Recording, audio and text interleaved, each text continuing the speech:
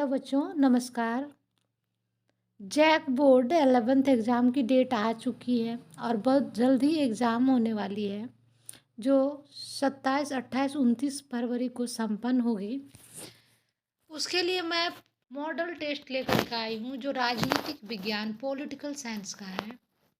ये आप लोगों के एग्ज़ाम में बहुत अच्छा मदद कर सकता है, हेल्पफुल हो सकता है। ये मॉडल सेट जैक द्वारा जारी किया गया है। चलिए हम लोग क्वेश्चन की ओर चलते हैं। पहला क्वेश्चन है, किस दल ने संविधान सभा की बैठक का बहिष्कार किया? तो संविधान सभा की बैठक हमारे देश के संविधान को बनाने के लिए स्वतंत्रता से पहले ही किया जा रहा था, जो 9 दिसंबर 1946 ईस्वी को संविधान सभा की बैठक हुई थी, जिसको मुस्लिम लीग ने बहिष्कार किया था। ऑप्शन ए सही होगा। क्वेश्चन नंबर 2, किसने संविधान सभा में 13 दिसंबर 1946 को उद्देश्य प्रस्ताव पेश किए? तो संविधान सभा की दूसरी बैठक जो है 13 दिसंबर 1946 को हुई थी, और जिसमें उद्देश्य प्रस्ताव, जिसको कि हम लोग आजकल प्रस्तावना के रूप में जानते हैं, वह पंडित जवाहरलाल नेहरू ने पेश किया था। इसका आंसर सी सही होगा।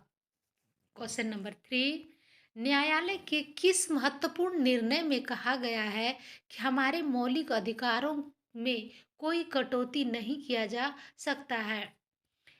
इसमें आंसर होगा ए, गोलकनाथ केस 1967 में कहा गया कि हमारे मौलिक अधिकार में कोई कटौती नहीं किया जा सकता। ऑप्शन ए सही होगा।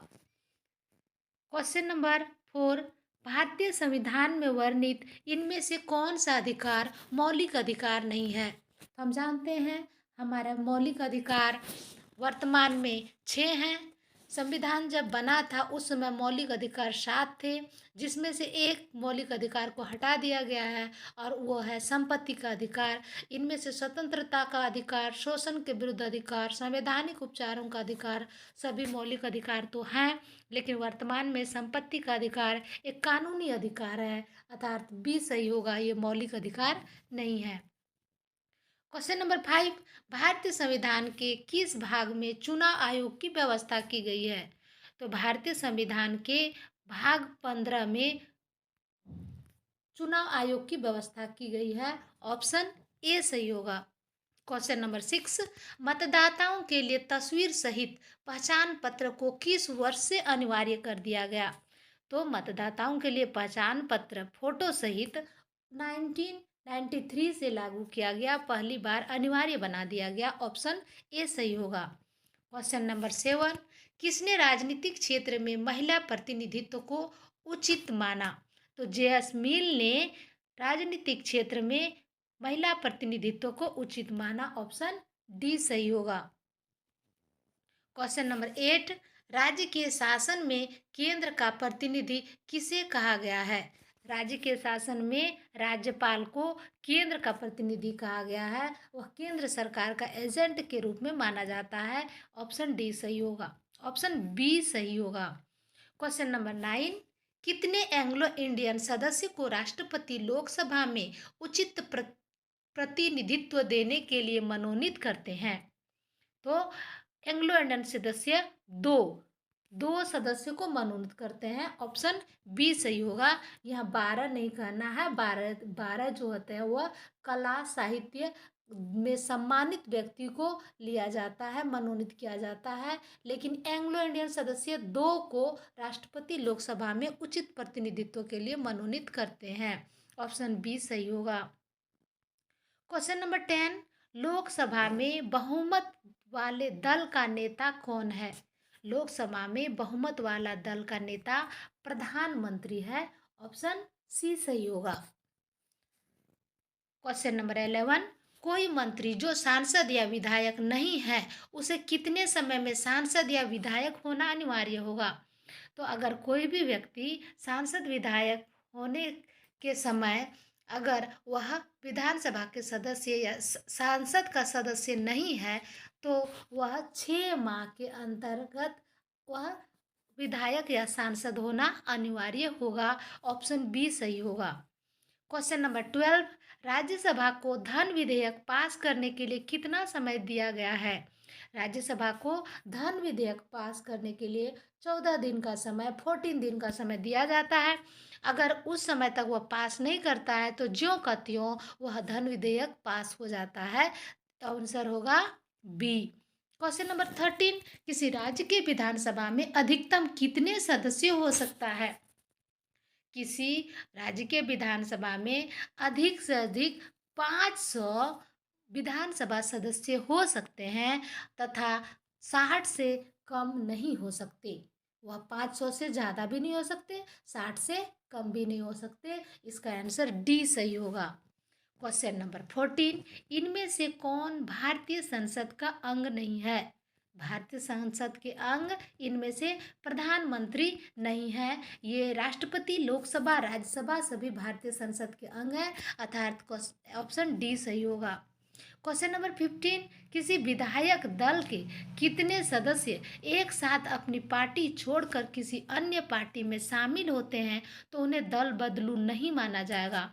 इसका आंसर ऑप्शन ए सही होगा, 2/3। 2/3 सदस्य अगर दल को बदल लेता है तो उसे दल बदलू नहीं माना जाता। ऑप्शन ए सही होगा। क्वेश्चन नंबर 16, सर्वोच्च न्यायालय के न्यायाधीशों की अवकाश आयु को बढ़ाने का अधिकार किसे है? तो सर्वोच्च न्यायालय के न्यायाधीशों की अवकाश आयु को बढ़ाने का अधिकार संसद को है। डी सही होगा। क्वेश्चन नंबर 17, उच्च न्यायालयों के न्यायाधीशों की अवकाश आयु कितनी होती है? उच्च न्यायालय के न्यायाधीशों की अवकाश आयु 62 वर्ष होती है, अर्थात ऑप्शन बी सही होगा। क्वेश्चन नंबर 18, भारत के सर्वोच्च न्यायालय में न्यायाधीशों की नियुक्ति कौन करता है? भारत के सर्वोच्च न्यायालय में न्यायाधीशों की नियुक्ति राष्ट्रपति करती है। ऑप्शन ए सही होगा। क्वेश्चन नंबर 19, भारत के चुनाव आयोग को किस सूची में रखा गया है? तो भारत के चुनाव आयोग को संघ सूची में रखा गया है। ऑप्शन ए सही होगा। क्वेश्चन नंबर 20, केंद्र व राज्यों के बीच शक्तियों के वितरण को किस अनुसूची में रखा गया है? केंद्रीय और राज्य के शक्तियों के वितरण को 7वीं अनुसूची में रखा गया है। ऑप्शन बी सही होगा। क्वेश्चन नंबर 21, यदि किसी राज्य की जनसंख्या 20 लाख से कम है तो उस राज्य में पंचायती राज व्यवस्था होगी। उस राज्य में पंचायती राज व्यवस्था द्विस्तरीय होगी। जहाँ की जनसंख्या 20 लाख से अधिक है उस राज्य की पंचायती राज व्यवस्था त्रिस्तरीय होगी। इसमें ऑप्शन बी सही होगा। क्वेश्चन नंबर 22, भारत के किस राज्य में सर्वप्रथम पंचायती राज की स्थापना की गई? तो राजस्थान के नागौर जिले में सर्वप्रथम पंचायती राज की स्थापना की गई। ये अक्टूबर 1959 को किया गया था। ऑप्शन ए सही होगा। क्वेश्चन नंबर 23, भारतीय संविधान के मूल दर्शन क्या है? भारतीय संविधान के मूल दर्शन लोकतांत्रिक समाजवाद है। ऑप्शन ए सही होगा। ऑप्शन डी सही होगा, लोकतांत्रिक समाजवाद है। क्वेश्चन नंबर 24, संविधान की सजीवता के लिए इसमें से कौन महत्वपूर्ण नहीं है? राजनीतिक पार्टी के कार्यक्रम, संसद द्वारा बनाए गए कानून, संविधान में संशोधन, न्यायालय के फैसले। तो बी, सी और डी सजीवता के लिए जरूरी है, जबकि ए राजनीतिक पार्टी के कार्यक्रम सजीवता के लिए जरूरी नहीं है। इसका ऑप्शन ए सही होगा।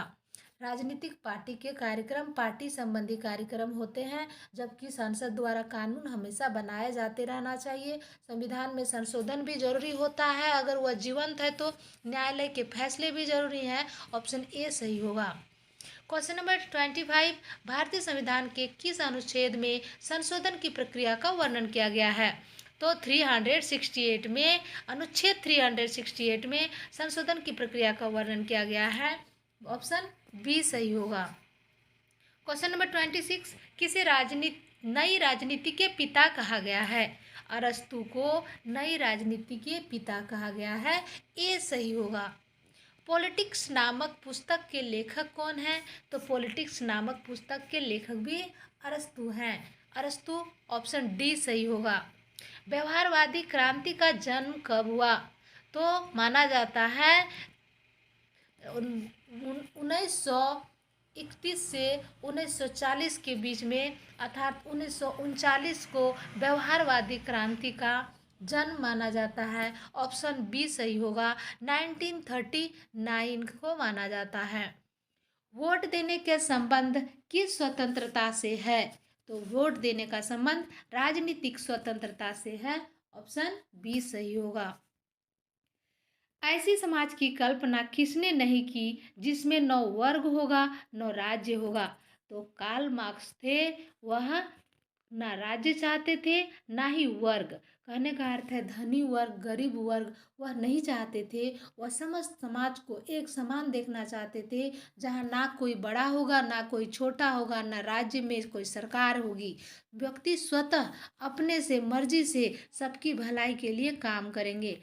व्यक्ति को जितना ज़रूरत होगा वह उतना खाएगा तथा उनकी जितनी क्षमता होगी वह उतना काम करेगा। यह कार्ल मार्क्स की कल्पना थी। यह मार्क्सवादी विचारधारा थी। ऑप्शन ए सही होगा। क्वेश्चन नंबर 31, किसने फ्रीडम फॉर फियर नामक पुस्तक लिखी? आंग सान सू ने फ्रीडम फॉर फियर नामक पुस्तक लिखी। ऑप्शन बी सही होगा। 32, किसके विचार हैं कि प्राकृतिक असमानता को दूर नहीं किया जा सकता है? तो रूसो के अनुसार प्राकृतिक असमानता को दूर नहीं किया जा सकता है। हालांकि प्रकृति ने सबको असमान बनाई है, रूप से, रंग से, बड़ा से छोटा से सबको असमान है, लेकिन फिर भी व्यक्ति को समानता से जीना चाहिए, ये रूसो का कथन था। क्वेश्चन नंबर 33, किसका कथन है व्यक्ति चाहे कितना ऊंचा कानून उससे ऊपर है? ये डायसी का कथन था। ऑप्शन बी सही होगा। क्वेश्चन नंबर 34, प्लेटो ने अपनी किस पुस्तक में न्याय संबंधी अवधारणा की व्याख्या की है? प्लेटो ने अपनी पुस्तक द रिपब्लिक में न्याय संबंधी अवधारणा की व्याख्या की है। इसका आंसर डी होगा, द रिपब्लिक। क्वेश्चन नंबर 35, किस सिद्धांत के अनुसार वर्गहीन समाज में ही न्याय उपलब्ध हो सकता है? तो वर्गहीन समाज की कल्पना मार्क्स ने की थी, अतः ऑप्शन सी सही होगा। क्वेश्चन नंबर 36, अधिकारों की सुरक्षा के लिए कौन सा तत्व सर्वाधिक महत्वपूर्ण है? राजनीतिक दल, प्रशासनिक आदेश, दबाव समूह, स्वतंत्र न्यायपालिका। अधिकारों की सुरक्षा के लिए स्वतंत्र न्यायपालिका बहुत जरूरी होती है। ये सही होगा, स्वतंत्र न्यायपालिका। क्वेश्चन नंबर 37, किसने कहा है कि किसी राज्य की पहचान वहाँ के अधिकारों की व्यवस्था से की जा सकती है? इसका आंसर ऑप्शन बी होगा, लास्की ने कहा है कि किसी राज्य की पहचान वहाँ के अधिकारों की व्यवस्था से की जा सकती है। क्वेश्चन नंबर 38, इनमें कौन जीवन स्वतंत्रता संपत्ति से संबंधित 3 अधिकारों को प्राकृतिक अधिकारों के रूप में माना? इसका ऑप्शन सी सही होगा। थॉमस हॉब्स ने जीवन स्वतंत्रता संपत्ति से संबंधित 3 अधिकारों को प्राकृतिक अधिकार माना। ऑप्शन सी सही होगा। क्वेश्चन नंबर 39, अपने से बड़े लोगों का सम्मान करना कौन सा अधिकार है? तो ये एक नैतिक अधिकार है। ऑप्शन ए सही होगा। क्वेश्चन नंबर 40, किसने आज के विश्व को भूमंडलीय गांव की संज्ञा दी है? मार्शल मैक्लुहान ने आज के विश्व को भूमंडलीय गांव की संज्ञा दी है। ऑप्शन बी सही होगा। क्वेश्चन नंबर 41, एक व्यक्ति एक वोट का सूत्र किसने दिया? एक व्यक्ति एक वोट का सूत्र रॉबर्ट पुटमैन ने दिया। ऑप्शन सी सही होगा। क्वेश्चन नंबर 42, किस देश में रक्त का नियम, यानी यहाँ रक्त होना चाहिए, रक्त का नियम के आधार पर नागरिकता मिलती है? तो यहाँ भारत में रक्त के आधार पर, अर्थात वंश के आधार पर, वंश के नियम के आधार पर नागरिकता मिलती है। ऑप्शन डी सही होगा, भारत में रक्त के नियम के आधार पर नागरिकता मिलती है। क्वेश्चन नंबर 43, इनमें से कौन सर्वश्रेष्ठ राष्ट्रवाद है? अंधराष्ट्रवाद, उपनिवेशवाद विरोधी राष्ट्रवाद, विस्तारवादी राष्ट्रवाद, उदारवादी राष्ट्रवाद। इसका ऑप्शन डी सही होगा। उदारवादी राष्ट्रवाद सर्वश्रेष्ठ राष्ट्रवाद है। ऑप्शन डी सही होगा। क्वेश्चन नंबर 44, किसने कहा कि राष्ट्रवाद एक पूंजीवादी अवधारणा है? तो बी एंडरसन ने कहा कि राष्ट्रवाद एक पूंजीवादी अवधारणा है। ऑप्शन सी सही होगा। क्वेश्चन नंबर 45, समाज की भलाई हेतु राज्य द्वारा किसी धर्म के मामले में उचित निर्णय क्या होगा? राज्य धर्म के मामले में हस्तक्षेप करेगा, राज्य धर्म के मामले में हस्तक्षेप नहीं करेगा, राज्य सभी धर्मों को बढ़ावा देगा, राज्य धर्म के मामले में तटस्थ रहेगा। इसका आंसर डी होगा। राज्य धर्म के मामले में तटस्थ रहेगा, अर्थात उसके नज़र में सभी धर्म बराबर होंगे। धर्म को लेकर राज्य का कोई अपना धर्म नहीं होगा। ऑप्शन डी सही होगा। क्वेश्चन नंबर 46, धर्म लोगों के लिए अफीम है, किसने कहा था? धर्म लोगों के लिए अफीम है, कार्ल मार्क्स ने कहा था। ऑप्शन बी सही होगा। क्वेश्चन नंबर 47, किस आधार पर भारत एक धर्मनिरपेक्ष राज्य है? भारत में सभी धर्म के लोग हैं, सभी लोग अपने धर्म का पालन करते हैं, भारत में सभी धर्म का पूजा स्थल है, भारत में धर्म के आधार पर भेदभाव नहीं किया जाता। ऑप्शन डी सही होगा। भारत में धर्म के आधार पर भेदभाव नहीं किया जाता, इसलिए भारत एक धर्मनिरपेक्ष राज्य है। ऑप्शन डी सही होगा। क्वेश्चन नंबर 48, किस देश के संविधान को शांति संविधान कहा जाता है? जापान के संविधान को शांति संविधान कहा जाता है। ऑप्शन बी सही होगा। क्वेश्चन नंबर 49, इनमें से कौन शांति के उपदेशक हैं? तो महात्मा गांधी शांति के उपदेशक हैं। ऑप्शन डी सही होगा। सबसे पहले किसने राजनीतिक विकास के सिद्धांत का प्रतिपादन किया? सबसे पहले लुसियन डब्ल्यू पाई ने राजनीतिक विकास का सिद्धांत का प्रतिपादन किया। ऑप्शन ए सही होगा। इसके साथ ही फर्स्ट मॉडल सेट समाप्त होता है। हम आगे का फिर से मॉडल सेट लाएंगे। आप लोग उसको पाने के लिए चैनल को ज़रूर सब्सक्राइब कीजिए। हम आप लोगों का एग्ज़ाम में अच्छा मार्क्स दिलाने में कोशिश करेंगे, मेहनत करेंगे, और आप लोग भी मेरे साथ साथ मेहनत कीजिए। आप लोग ज़रूर अच्छा मार्क्स लाइएगा। धन्यवाद।